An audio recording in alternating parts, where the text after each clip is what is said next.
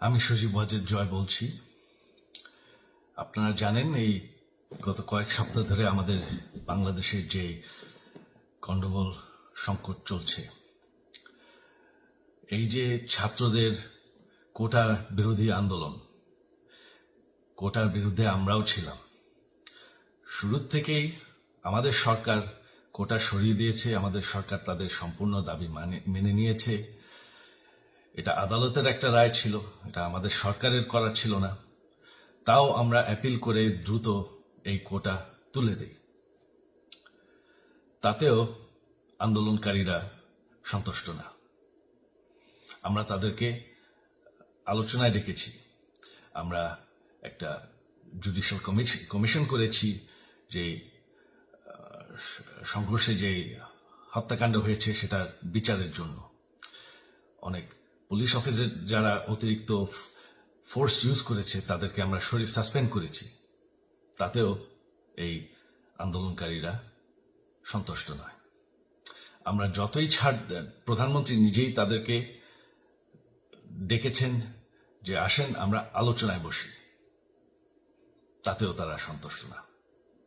আমরা যতই ছাড় দিতে থাকি, যতই তাদের দাবি মেনে নিতে থাকি, তারা কিছুতেই সন্তুষ্ট না, তারা খালি দাবি বাড়িয়ে যাচ্ছে। এখন দাবি হচ্ছে যে সরকারের পতন। তবে সরকারের পতন হওয়ার পর কি হবে, কি হবে এটা কেউ ভেবেছে? আমরা বাংলাদেশে গণতন্ত্র রক্ষা করে রাখতে চাই।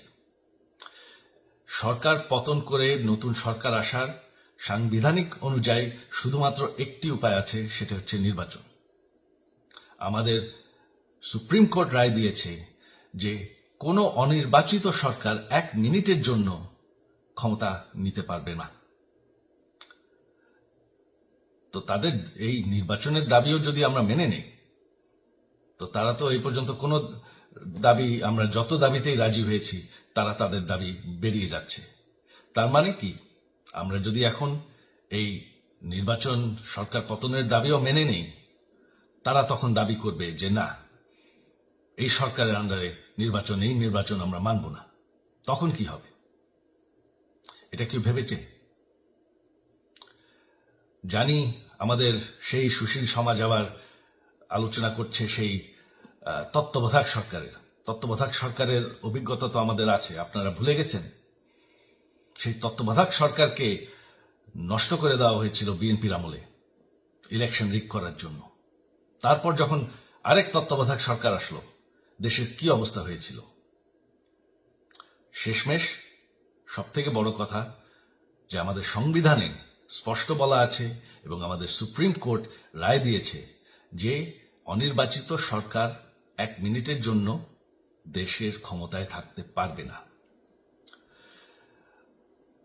আমরা আওয়ামী লীগ, আমরা আন্দোলন করেছি, আন্দোলন করে এই দেশকে স্বাধীন করেছি, আন্দোলন করে গণতন্ত্র ফিরে এনেছি, আন্দোলন করে আমরা দেশের উন্নয়ন করেছি। আপনারা যে বঙ্গবন্ধুর মেয়ে শেখ হাসিনার বিরুদ্ধে বলছেন, আজকে শেখ হাসিনা না থাকলে বাংলাদেশ এতদূর আসতে পারত? অসম্ভব।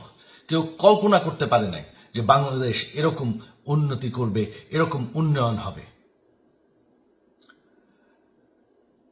ঠিক আছে, শেখ হাসিনার পর আপনাদের কি হবে সেটা আমারও চিন্তার বিষয় না, আমার পরিবারের আর চিন্তার বিষয় না, আপনারা বুঝবেন। তবে এইভাবে সংঘর্ষ করে, হত্যাকাণ্ড করে ক্ষমতা দখল করা যাবে না। এটা আর আন্দোলন না। যখন পুলিশ হত্যা করা হচ্ছে, নিরীহ মানুষের উপর হত্যাকাণ্ড চলছে, মানুষের বাসায় আগুন দেওয়া হচ্ছে, জার্নালিস্টদেরকে হত্যা করা হচ্ছে, এটা হয়ে গেছে সন্ত্রাস। আর সন্ত্রাস মোকাবেলা শুধুমাত্র একটি ভাবে করা যায়। আমার অনুরোধ, আমাদের ল এনফোর্সমেন্ট, আমরা অনেক ধৈর্য দিয়েছি আর ধরেছি, তবে এখন আর এটা সহ্য করা যাবে না। ল এনফোর্সমেন্ট এজেন্সি, বিজিবি এবং কি আমাদের মিলিটারির প্রতি আমার আহ্বান যে আপনাদের দায়িত্ব হচ্ছে আমাদের দেশের মানুষকে নিরাপদ রাখা। এবং আমাদের দেশকে নিরাপদ রাখা, আমাদের দেশের সংবিধানকে নিরাপদ রাখা, সংবিধানকে রক্ষা করা। তার মানে 1 মিনিটের জন্য কোনো অনির্বাচিত সরকার আমাদের ক্ষমতায় আসতে দিবেন না। এটা হচ্ছে আপনাদের দায়িত্ব, কারণ সেইটা হলে আমরা আবার পাকিস্তানের মতন হয়ে যাব। আমাদের এই যে 15 বছরের উন্নয়ন সব শেষ হয়ে যাবে। বাংলাদেশ এর থেকে আর কোনোদিন ফিরে আসবে না।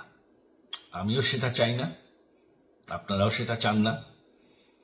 আমি সজীব ওয়াজের জয় যতদিন আমার পক্ষে সম্ভব আমি সেটা হতে দেব না। জয় বাংলা, জয় বঙ্গবন্ধু।